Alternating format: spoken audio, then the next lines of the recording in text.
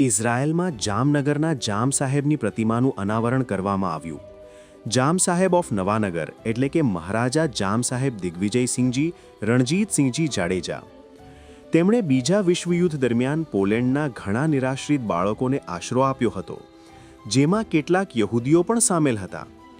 દ્વિતીય વિશ્વયુદ્ધ વખતે તેમણે દાખવેલી આ અદ્ભુત કરુણા માટે ઇઝરાયલના દક્ષિણ મોશાવ કે જે ખેડૂતોની એક વસ્તી છે, ત્યાં તેમની પ્રતિમાનું અનાવરણ કરવામાં આવ્યું. ઇન્ડિયન જ્યુઇશ હેરિટેજ સેન્ટર અને કોચીની જ્યુઇશ હેરિટેજ સેન્ટર દ્વારા મહારાજાને સન્માનિત કરવામાં આવ્યા. દ્વિતીય વિશ્વયુદ્ધ વખતે જામ સાહેબે લગભગ 1000 પોલિશ બાળકોને, જેમાંથી કેટલાક યહૂદીઓ પણ હતા, તેમને બચાવ્યા હતા.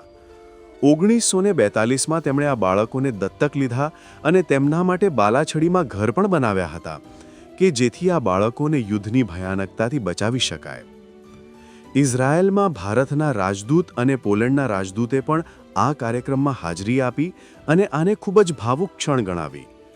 આજે પણ પોલેન્ડમાં જામ સાહેબ ગુડ મહારાજા તરીકે જાણીતા છે.